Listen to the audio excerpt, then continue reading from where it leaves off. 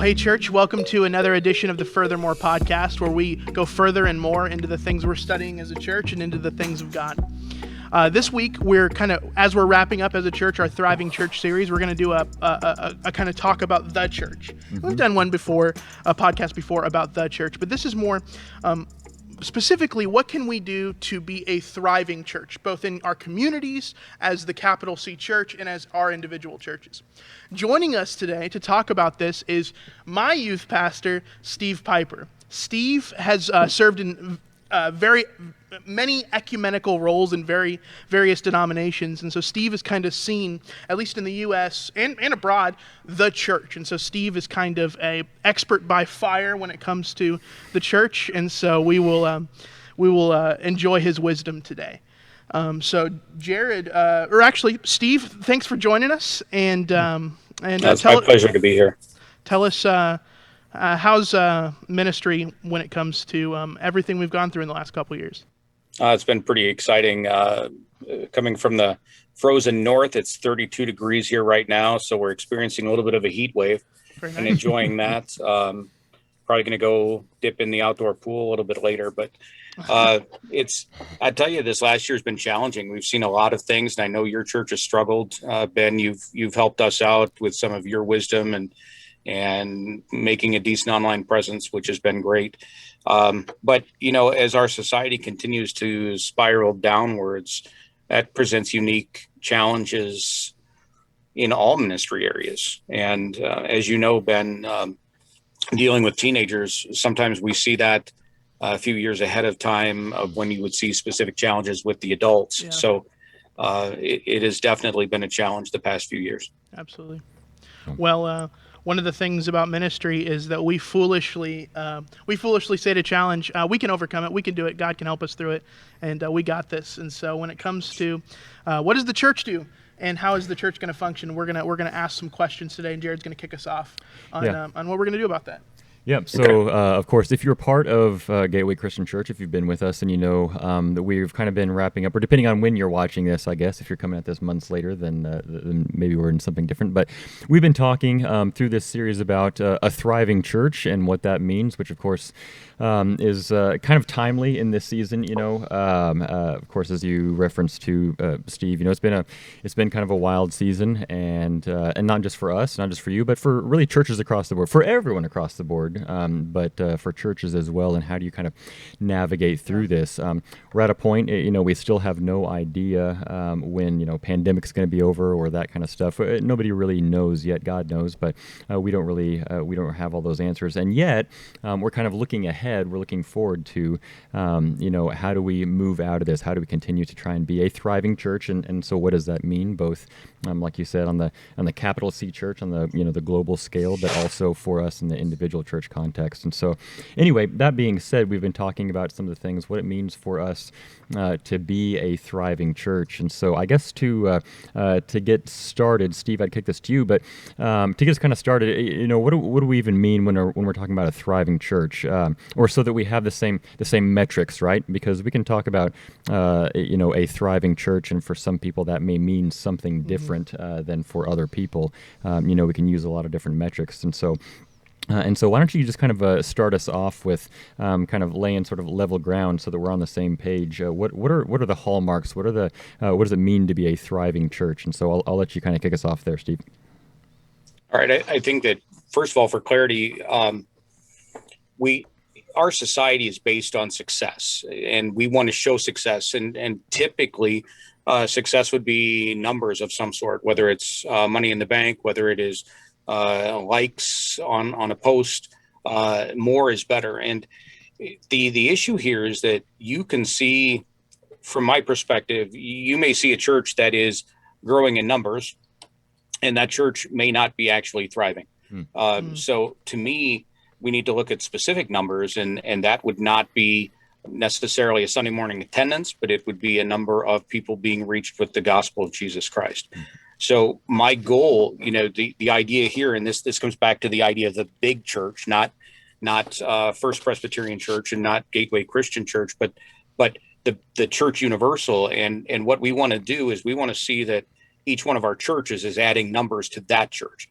Now, oftentimes that'll translate into more numbers on Sunday morning, but not always, because we may be reaching people through an outreach event, and then they may get plugged into a church that's a better fit for them geographically or stylistically, or a place where their kids might want to go, that kind of a thing. So I guess a thriving church to me would be a church that is actually legitimately working towards fulfilling the Great Commission. Yeah. Steve, you reminded me of John 6. Jesus, he feeds the 5,000, and then later on he has this whole discourse about how he's the bread of life, and it throws him into confusion. And like, is this dude talking about cannibalism? And people desert him, like people leave, and Jesus is like, he's intentionally using this hard message. He's like, I know this is a hard message, and people leave. And then he looks at his disciples and he's like, are you going to leave too? And they're like, where are we going to go? You have the words of eternal life.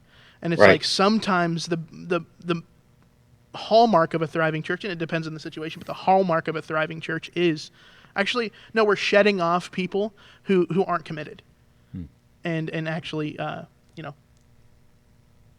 leaving a core group through which we can, start moving forward. Yeah, a purification, if you will. Yeah. It sounds almost harsh to kind of talk about it in those terms. Well, it sounds harsh because like we've become, in some ways, the church has become, like Steve mentioned, the church has become obsessed with numbers and like a business and it's like, so, you're telling me we should have less people here? Sometimes, and that's hard. Yeah. There is a point where addition by subtraction is very true. I may have been quoted once or twice as saying most churches are about 6 funerals away from revival. The idea of that is, and I'm sure you can edit that out so that nobody hears that, but the idea behind that is that there are some people that when they move on, either they find another job, move to a different community, or God takes them to a different church or somewhere else. That can actually make your church stronger with your mission and with your goals. And addition by subtraction is absolutely real. Yeah, well, it does sound harsh at the same time, and I don't think that in the context of this passage, this is precisely what Jesus is referring to, but there is this idea of pruning, in which Jesus talks about, hey, whatever's not bearing fruit, I will prune it off. I will throw it into the fire, things that aren't.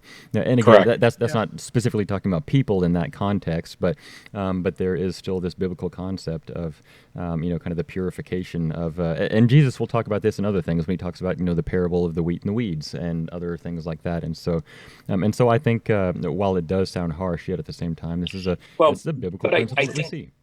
I think sometimes, that comes back to this idea of a thriving church, and there might be somebody whose heart is in the right place, but they can't grasp what you are doing, what your church is doing. And it may be that they would be a better fit across the street. And there are times where people need to go where they're going to be fed. They need to go where they're going to be able to fit in and get in line with the mission of the church. And, if my thought is that if we're not doing it for them and they're going someplace else that's preaching the word of God, absolutely knock yourself out, go there. I want people to grow. That's the thing that separates us from like the business world, is we're not trying to get seats and chairs. We're trying to make disciples of Jesus. Ideally, right. And if we're making disciples of Jesus, probably eventually the church will grow in number. But more than that, the hallmark of a thriving church is that you have more people than not who are saying, who are diving deeper, who are hungry and thirsty for righteousness, and who are growing, in God. And absolutely. And then the people who are doing that, they do make disciples and they win people for Christ. And when that happens, it snowballs and churches grow. Yeah. But that brings up a good point. Because, as I was thinking through this question myself, as you said, as you led us off with, Steve, oftentimes we think about numbers, and it's difficult in the church because, our metrics, like we said, are a little bit different. And yet, we have to kind of balance this, fact that we see things like Jesus, feeding these multitudes of people, and then saying, well, unless you eat my flesh and drink my blood, you can have no part of me. And then, these hordes of people going away. And yet, at the same time, as you read through the book of Acts, very frequently, Luke kind of pauses to say, oh, and by the way, 3,000 were added to their number that day. Correct. Oh, and by the way, the church continued to grow. Oh, and by the way. And he does this kind of, little pause, so these little narrator interludes to say, and by the way, the church increased in number, the church increased in number. Correct. And so you kind of, it's interesting in the church because we have this interesting balance of, well, if we're a thriving church, then we, at least capital C, we ought to be growing. And yet we also recognize that growth doesn't always look like just numerical growth. And so we see this kind of tension between the two. And so as I was kind of thinking through this and struggling through this, I wrote down this word, and this may not be the best, I don't know if this is, a perfect theological, description, or if this is the best word.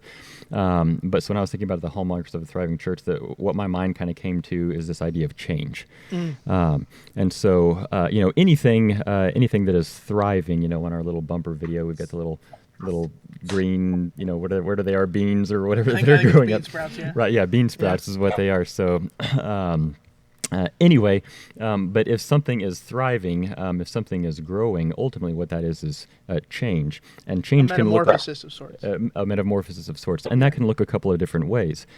As we, the church, go out and we are on mission, we are going out and accomplishing the Great Commission.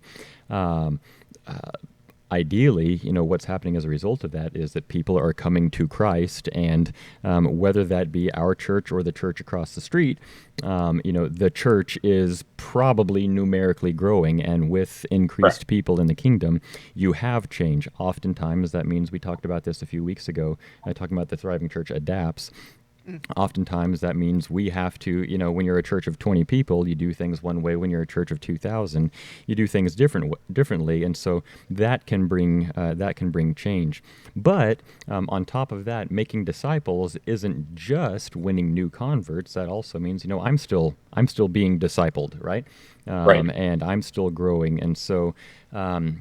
So there's a sense in which change is also not just adding in numbers, but adding in depth, if you will. And so, a tree grows both ways. It grows, the branches spread and it gets more leaves and more fruit, but at the same time, its roots grow deeper into the ground, right? And so, what I came back to, and it's hard to measure, but I guess the hallmark of the thriving church, is that a thriving church changes because you see both new people coming into the kingdom, and at the same time, as we who are in the church are conformed into the pattern of Jesus Christ, we are changed, and you see different behaviors and actions. And so that's kind of what I kept coming back to. But anyway. Yeah, and I think that, again, you said it might not be theologically correct or the best word for it, but it's absolutely true. If it's alive, there's going to be change. Right. If there's no change, chances are it's dead. Yeah. I mean, that's true of just biological life. If your cells aren't shedding and you're adding new cells, you're dead. There's I think that, and Jared, this is probably wrapped up in what you were talking about too, but I think also that not only do we change, we change by making disciples, making converts, bringing people to Christ, and then change within ourselves in discipleship. I think, and this is wrapped up in that, we also change the places that our churches are at. We change the communities. And so we have, I think, wrapped up in kind of, and maybe it's Western Christianity. Maybe I just dog on Western Christianity too much, but wrapped up into it, we kind of think we're this light in the darkness, and this darkness is pressing in on us and attacking us, and the world's just always against us, and the world is out to get us. And it's that's not the model we see in the book of Acts, which is kind of the clearest picture we have of what the early church was like. It's no, they go out in their community and they change their community, and they're taking care of widows, and they're adopting orphans, and then it's what's attacking them is the powers and the governments and the authorities and the things like that. But the communities around them, the average person seems to be, for the most part, there's exceptions, there's riots and things like that. Most part, they're kind of, oh wow, these people are helping us. This is a church, and so there's even this, and I wrote this down. There's this letter, and we got to keep moving soon. But there's this letter, it's by this governor. His name's Pliny the Younger, and he's writing to the Emperor Trajan, and he's talking about, hey, I'm summing up here. You can go and read it. It's good. But he's talking about, hey, Emperor, you've commanded me to persecute these Christians. I can't figure out what they're doing wrong. Like, what do you Exactly. what do you want me to do? Like, they're adopting orphans, they're taking care of widows, they're feeding people when we have like food shortages, they're worshiping Jesus, and then when we tell them, hey, you can't have this like public meal, they're just not having it, and they're going behind closed doors and doing it. They're kind of obeying the law in the best way that they know how, while still worshiping Jesus. How do you want me to punish them? What do you want me to do? And it's like a thriving church is that in a community. It's like they're so good. It's like it wouldn't make sense for them to be called hateful, for them to be called. It was like there would be a ludicrous accusation, but like that's not the thriving church that we see today. And it's like maybe a thriving church, a hallmark of it is uncommon kindness. Yeah, that's good. Okay. Well, then I guess I'd kind of follow up with this question so we can make sure leave enough time for the things we want to get to. Yeah. So if we're kind of talking about a little bit, here's the hallmarks of thriving churches. Here's what a thriving church looks like. In order to be a thriving church, I guess it would be important to kind of step behind it a little bit and ask the question: what keeps us from being a thriving church? And so there are a lot of obstacles. I would say interior and exterior, perhaps, but there are a lot of obstacles that keep a church from thriving, and so why don't we go ahead and bring those out? What are some of the things that keeps a church from being a thriving church? So, Steve, you want to kick us off? Sure. I honestly think that one of the biggest things that keeps a church from thriving is that they don't know where they're going. Mm-hmm. They're all in the car, and the guy behind the wheel takes off, and we're moving, and we're going somewhere. Nobody has a clue where we're going, and we're not sure how we're going to get there. And I think that for a church to be a thriving church, they need to be intentional about ultimately the Great Commission, but then even more intentional about how is our church going to accomplish that? Mm-hmm. Given our resources, given our talents, given our abilities, how are we going to go about fulfilling the Great Commission?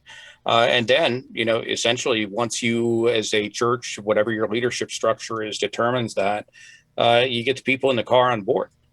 So that you don't have people in the backseat saying, hey, I thought we were going to see Mount Rushmore.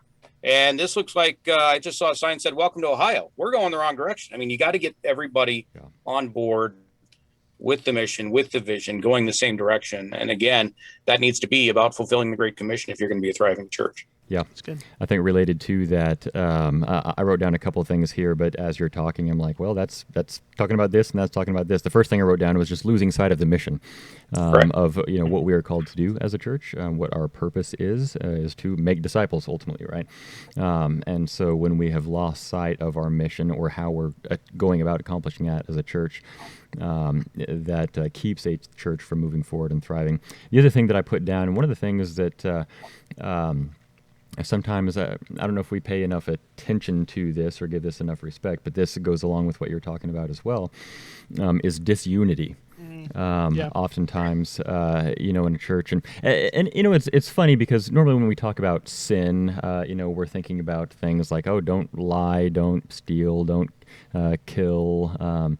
Lying, I guess, depending on the size of the lie, but don't do these, these are the things. We think of those things as sins, and yet, frequently the Bible talks all over the place about unity in the body. In fact, we're going to talk a lot about that this upcoming week, but the Bible talks a lot about unity. But interestingly enough, oftentimes when you see Paul lay out these, these sin lists, if you will, we see him in a number of places. He'll talk about, just these lists of sins. And it's funny because he'll say, people who are adulterers and, malice and thieves and swindlers and liars and cheats.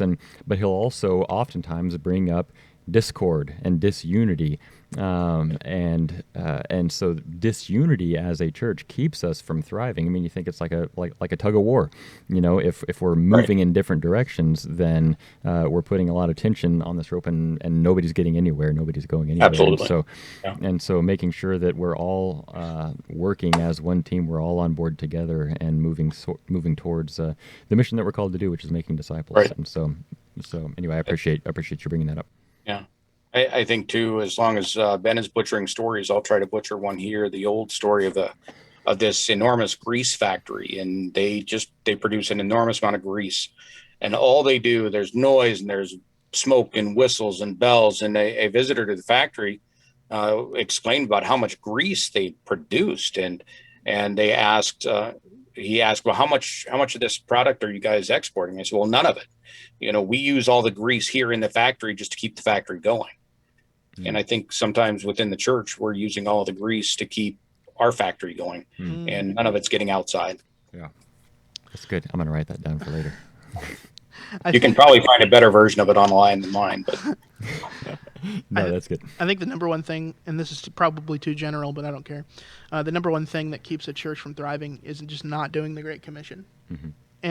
And we have this uncommon, or not uncommon, this actually quite common tendency to disobey the Great Commission, because we think, well, my neighbor's not going to respond if I share the gospel with them, or this community won't come to Jesus, or this community won't be impacted by the gospel if we actually go out. And the thing is, the Great Commission has never, not once in the history of the world, failed. God Himself instituted the Great Commission, so who are we to think it's not going to work? Yeah, it will. And you may experience rejection, and rejection is not fun, but rejection does not mean failure when it comes to the Great Commission. It just means keep going, you know. And so I think that, coupled with what I wrote down, was idolizing tradition over mission. I think the thing, and this comes back to the change piece, but tradition is good when it comes to the church. Usually, it can be. It can be quite good, because you build up a it's like family traditions, right? It brings your family closer together. We all sing this song around the Christmas tree at Christmas, and it brings our family together. We all, you were telling me your family eats fondue on Valentine's Day. And it brings the family together, you know. And I don't have a family, so I got to borrow your illustrations. Come on over. I'm not on Valentine's Day. And it brings the family. Traditions are good. But when our traditions become idolatry, when it becomes we have to do these traditions, and if anything changes about them, everything's wrong. It's like, no, at that point, if you can't lose something, you idolize it. And it becomes a sacred cow. Right. Yeah, sometimes traditions get in the way of accomplishing the mission, because those traditions are no longer really part of the mission of what your individual church is doing. Yeah. Right. I think that, and I try to do this within my scope of direction in the church, and I think, Ben, you do some of this too. But everything that we do should be under review. When you sit, and budget is a good way to do that. You sit down for the budget for 2022, and you say, okay, what do we do in 2021? Did that work? Did it not work? Nothing is sacred. We can scrap anything, and filter it all through the Great Commission. Yeah. How did this program, how did this expenditure, how did this trip, how did this outreach, how did this, whatever, filter it through the Great Commission. And, it's very possible that you're going to keep doing it again. Yeah.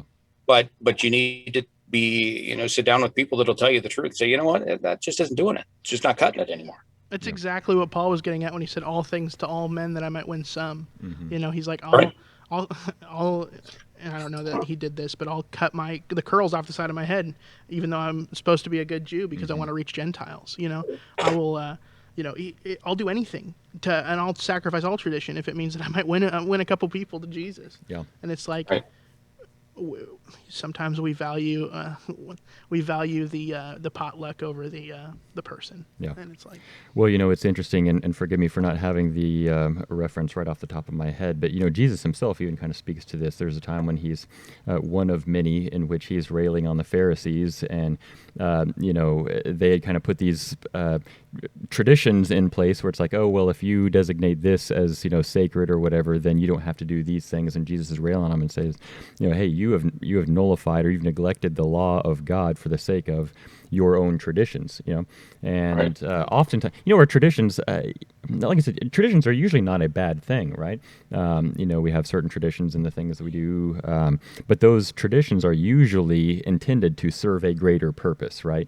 We do things a certain way because they remind us, we have certain traditions at Christmas because they remind us of, what Jesus has done for us. You could even say, you could take like communion, for instance, and say, well, that's a tradition, if you will. It's something that we do each week because it reminds us of our unity in the body of Christ, or it reminds us of Jesus' sacrifice and all that.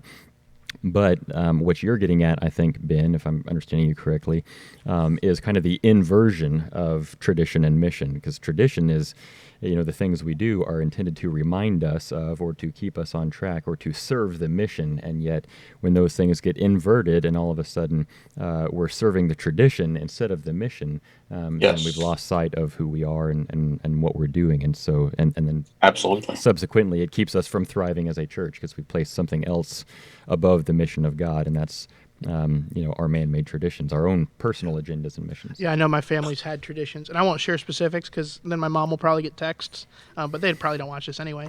But my family's had traditions where they've become so sacred that like not doing them right causes infighting and anger, like my extended family. And it's like, well, what, why aren't we eating this year, or why aren't we doing this activity this year? And it's like, and it's like, but no, the purpose of the tradition is that we might be closer together as a family, and it's now causing us to slide apart. And it's like, but you're not getting closer the right way. yeah, exactly. Because there's only one way to closeness, so you got to do it this.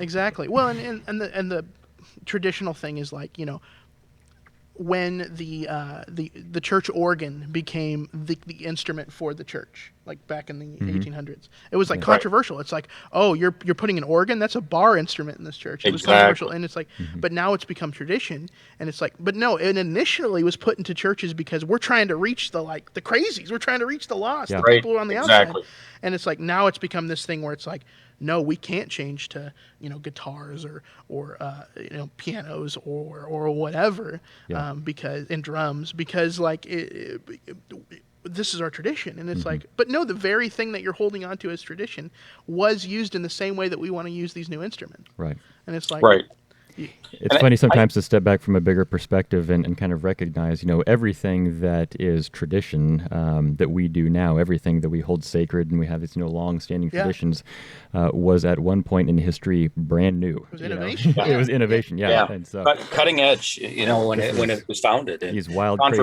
people, yeah. So I think, kind of to sum up that, the idea, one of the things that a church needs to do is don't let themselves get in their own way of becoming a thriving church. And that just requires some I don't know if you do it annually with your leadership group or what you do, but to really look at what you're doing. Is it fulfilling the Great Commission? And as God has called you to do that. And if it gets in the way, it's gone. I mean, nothing is sacred. Then I guess I would move into this question then, and you're kind of heading that direction. What do we do then if our church is not thriving? And maybe we might take this on a couple of different levels, perhaps, as church structures, I guess, which speaks a lot to leadership, perhaps, if there's other pastors or people who are or people in leadership. But then also individually, what do we do to help our church thrive? And so maybe from the first side, from a structural standpoint or whatever, what do we do if our church is not thriving? How do we kind of make that change and begin to become make a comeback and become a thriving church? So what do you guys think? Yeah, I'll kind of kick this off. And this is kind of peeking behind, although I don't know that it's necessarily secret, this is kind of peeking behind the doors of Gateway. As Jared was coming in, we were kind of, transitioning as a church. But one of the things, and we had been talking about it for a while, is the leadership of the church was, hey, we're kind of not growing. We've kind of, as far as numbers go, at least, and I know we're not supposed to measure by and I get it, but as far as numbers go, we kind of been stagnant. Giving's up and commitment's up, but we've kind of been stagnant with numbers. Why is that? And so we got together as leadership of the church, and we determined over like an 8-hour long kind of retreat. Hey, we want to reach young families. We're just not reaching young families. So what can we do to reach young families? And then everything that we've tried to do as a church since then is to accomplish that. So what happened in the midst of that? Well, number one, discernment.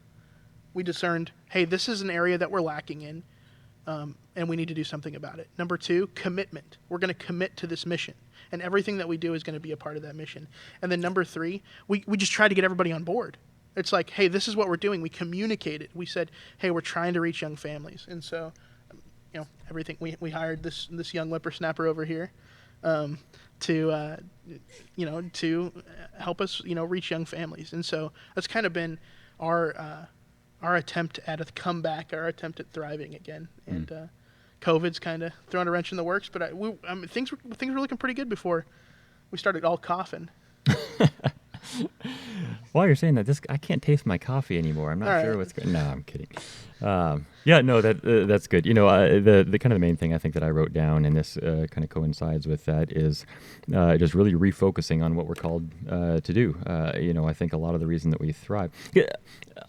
One of the things that's important is we had a kind of a missions team meeting, and we were talking about this yesterday. And one of the things I think it's important for us in the church to remember is that, this is God's church. Yeah. This is not our church. This is God's mission. This is not our mission. And Right. God's mission and God's word will not fail, right?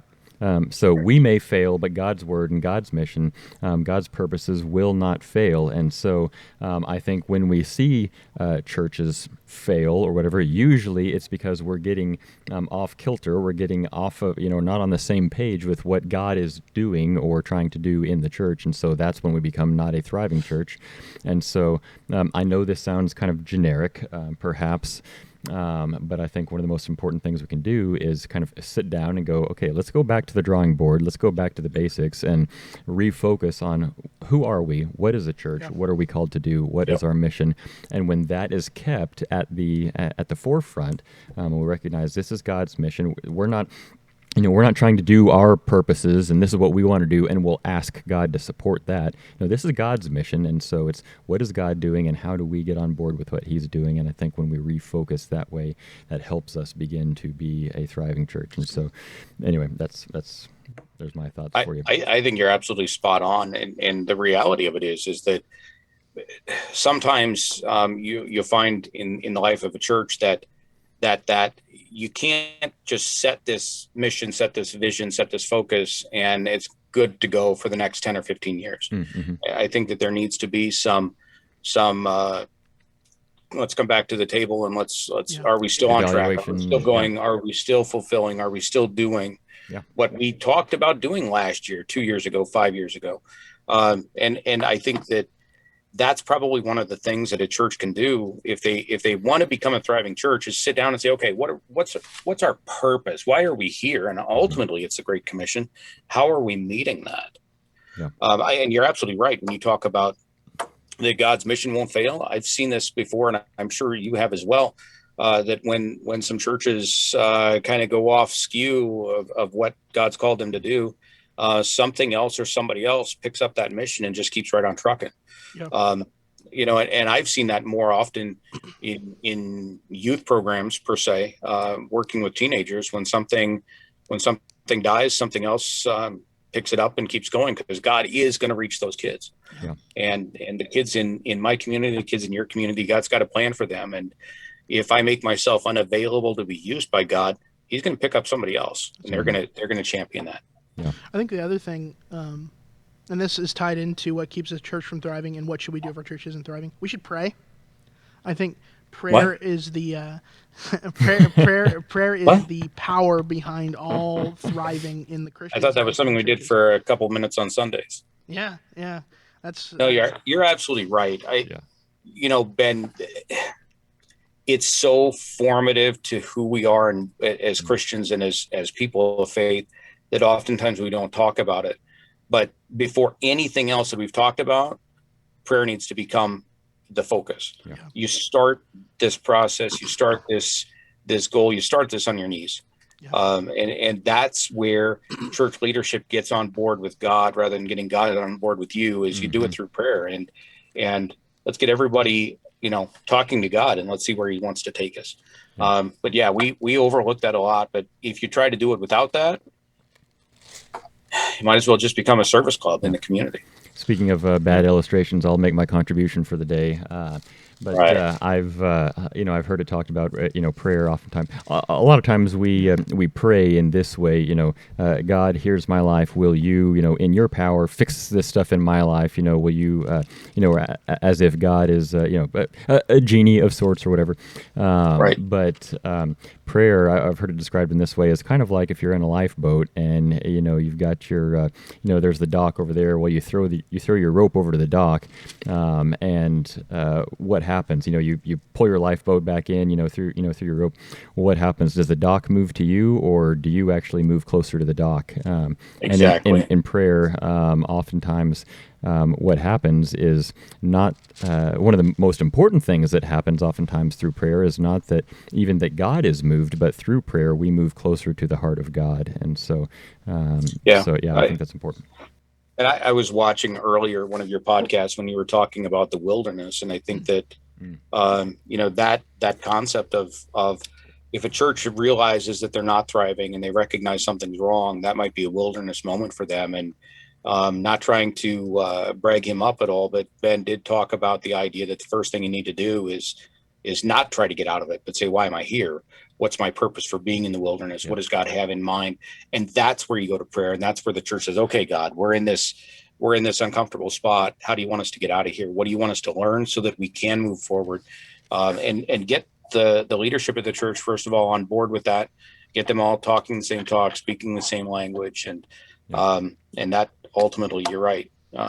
Prayer, pull us closer to God. I think James 4, I think is the answer here. He's talking about fights and quarrels amongst believers, which is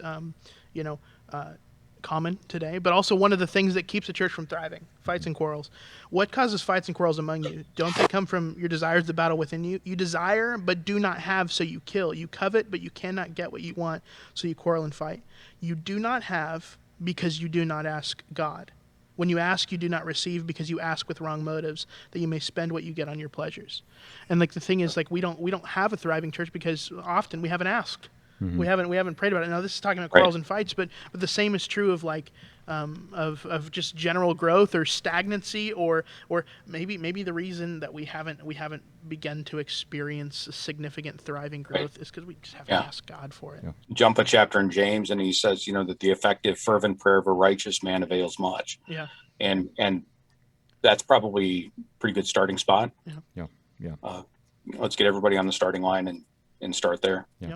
Well, so in that case, then to kind of make it a little bit more practical, perhaps for the individual in the church. So for the member of Gateway Christian Church who's watching this, or for whoever, maybe people are saying, well, we're not making maybe those big decisions on where we're doing on how we're accomplishing the mission or whatever.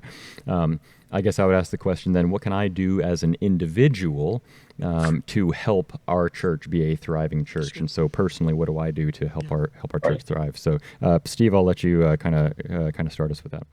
I got to tell you, I coach football as well, and it's amazing the similarities between an athlete that wants to get better and a Christian who wants to draw closer to God, in that what they need to do is show up. Mm-hmm. If you're sitting on your couch and you avoid the weight room like the plague, and you're spotty at practice, and then you're complaining about playing time, guess what, buddy? You kind of did that to yourself. And if you're sitting at home on the couch and you're complaining about, the pastor isn't any good, and when I was in the hospital, he only visited me once, and I don't know, they're always asking for money, and on and on and on. You know what? Show up, get on board, see what's really happening. You're not going to help your church become a thriving church if you don't show up and plug in. So that's what I would say. Show up and plug in. And I think that takes humility. It takes the humility to sit down with leadership and say, hey, I may not have the gift of leadership. I may not be the one who determines the course of this ship. And if it's biblical, okay, I may not even prefer it, but if it's biblical, I'm on board. Like, I'm with you. What can I do? You sit down with leadership. What can I do to help?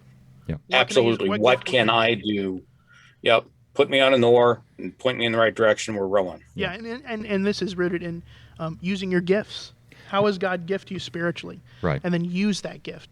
I think we place far too much import on the gift of teaching, even though it is important, and we kind of make it the chief of all spiritual gifts. But no, the gift of service is just as important as the gift of teaching. Yeah, as you're talking about that, my mind's going. It's running straight to 1 Corinthians 12 and talking about how we all play a part in the body of Christ, right? Right. Yep. And we oftentimes tend to, overestimate one, or well, that's the person on the stage, or that's the person that has the, the microphone, or the lights, or stuff like that. And yet, what's interesting in that passage is, one is that Paul is saying, no, all of these things are necessary. All of the parts of the body are absolutely necessary.